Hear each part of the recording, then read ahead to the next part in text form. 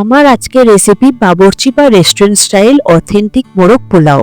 মোরগ পোলাওর একটা স্পেশালিটি আছে, যে মশলা দিলে মোরগ পোলাওর স্বাদকে দ্বিগুণ করে দেবে।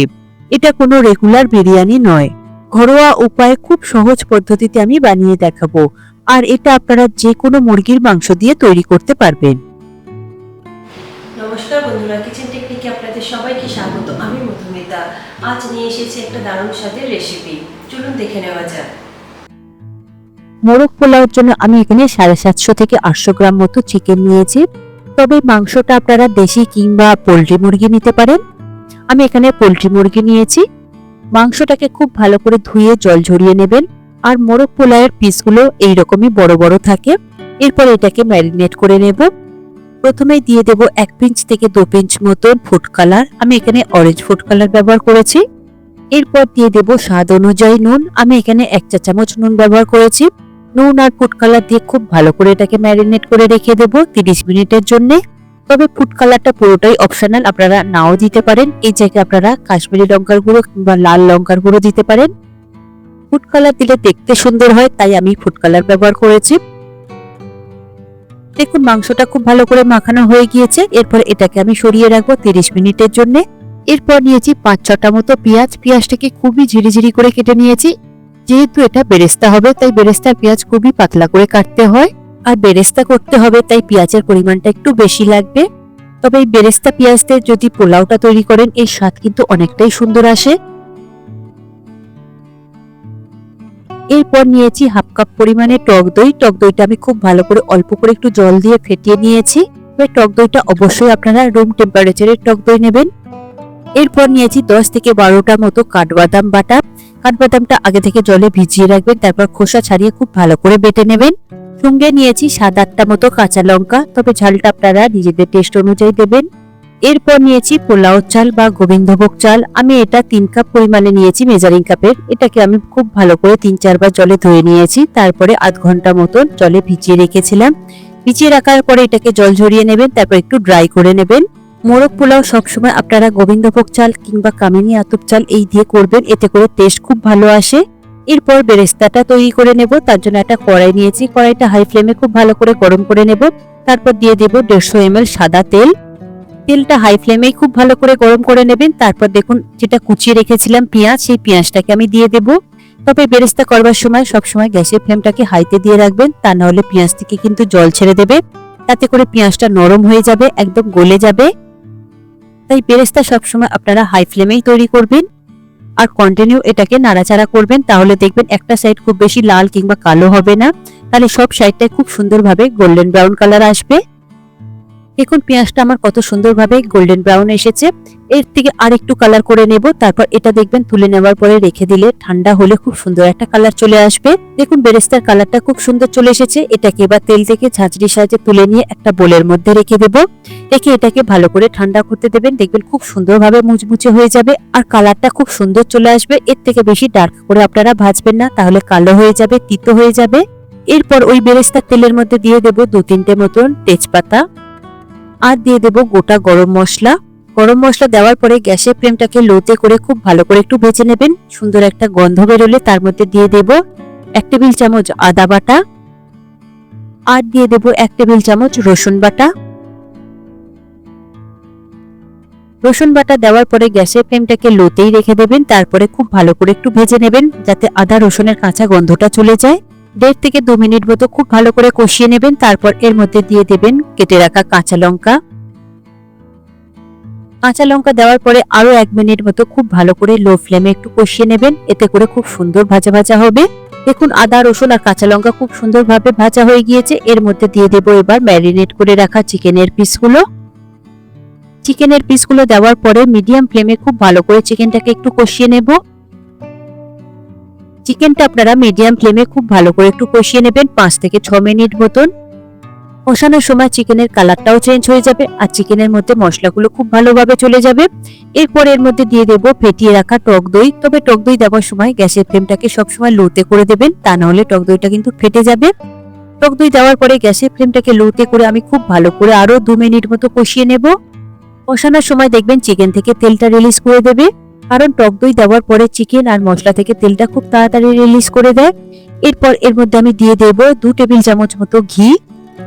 তবে এখানে আপনারা ঘিয়ের ব্যবহার অবশ্যই করবেন, এতে করে খুব সুন্দর একটা ফ্লেভার আসে। এরপর দেখুন বেরেস্তাটা ঠান্ডা হয়ে গিয়েছে, কত সুন্দরভাবে মুচমুচে হয়ে গিয়েছে আর কালারটাও তার থেকে একটু ডিপ হয়ে গিয়েছে। এরপর এখান থেকে অর্ধেকের বেশিটা আমি বেরেস্তা দিয়ে দেব। বেরেস্তা দেওয়ার পরে গ্যাসের ফ্লেমটাকে মিডিয়ামেই রাখবেন, তারপরে খুব ভালো করে আরো 3 থেকে 4 মিনিট মতো কষিয়ে নেবেন। এরপর দিয়ে দেব স্বাদ অনুযায়ী নুন আর দিয়ে দেব 2 টেবিল চামচ চিনি। পোলাও যেহেতু একটু মিষ্টি মিষ্টি হয় তাই চিনির পরিমাণটা একটু বেশি দিলাম, আপনারা নিজেদের প্রয়োজন মতো দেবেন। এরপর দেখুন যে কাঠবাদাম বাটাটা নিয়েছি তার থেকে আমি অর্ধেকের বেশিটা দিয়ে দেব, এখানে 1 টেবিল চামচ মতো রেখে দেব, পরে ব্যবহার করব।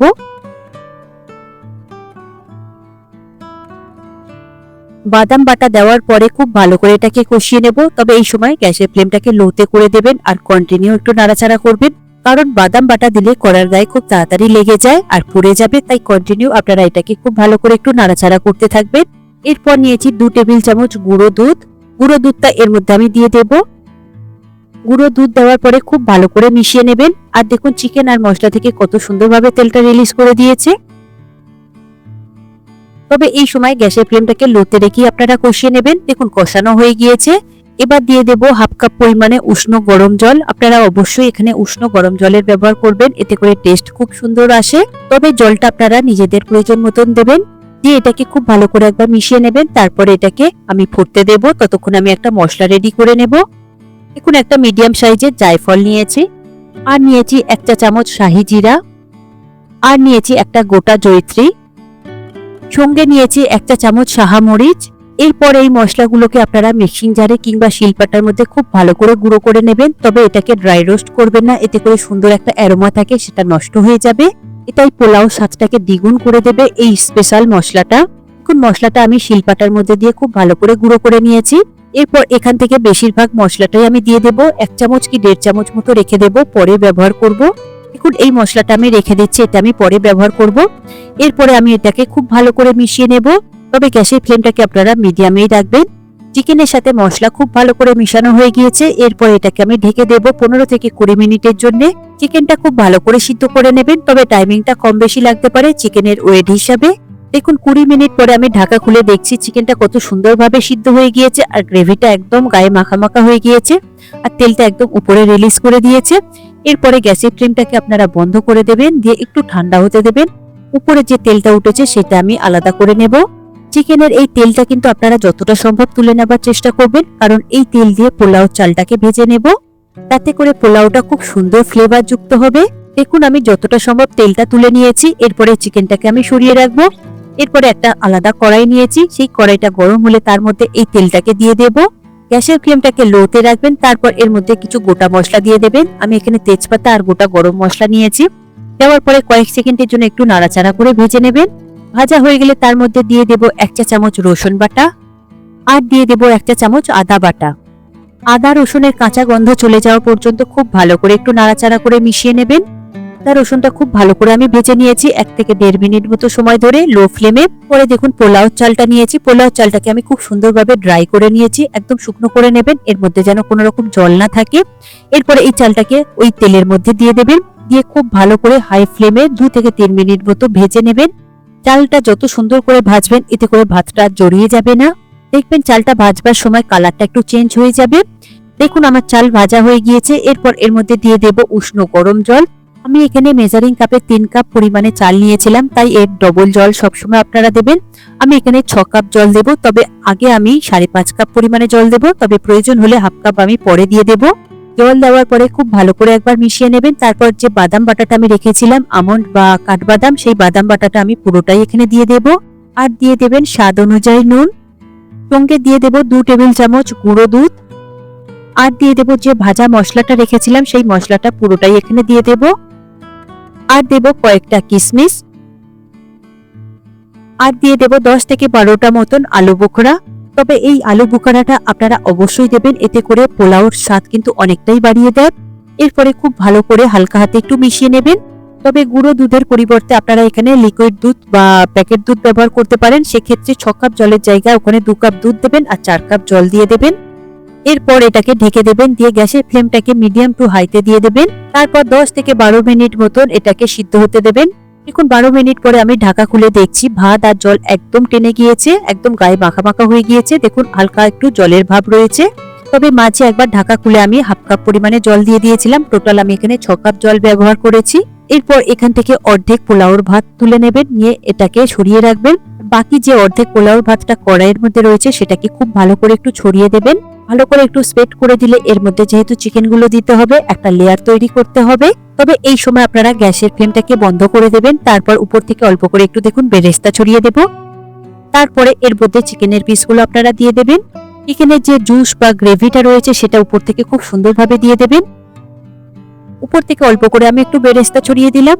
এরপর দিয়ে দেব সিদ্ধ ডিম। সিদ্ধ ডিমটা আমি আগে থেকে করে রেখেছিলাম, তবে পোলাওতে আপনারা অবশ্যই সিদ্ধ ডিমের ব্যবহার করবেন, এতে করে খেতে কিন্তু বেশ ভালো লাগে। আর দিয়ে দেব 2 চা চামচ ঘি, দেব 1 চা চামচ কেওড়া জল, আর দেব 1 চা চামচ গোলাপ জল। কেওড়া জল আর গোলাপ জলের ব্যবহার আপনারা অবশ্যই করবেন। এরপর যে পোলাও রাইসটা আমি তুলে রেখেছিলাম সেটা আমি উপর থেকে সুন্দরভাবে লেয়ার করে দেব, যাতে চিকেন আর ডিমগুলো খুব সুন্দরভাবে ঢেকে যায়। এখন সমান করে লেয়ার করে দিয়েছি। উপর থেকে অল্প করে একটু বেরেস্তা ছড়িয়ে দেব, আর সঙ্গে দিয়ে দেব 2 চামচ মতো ঘি।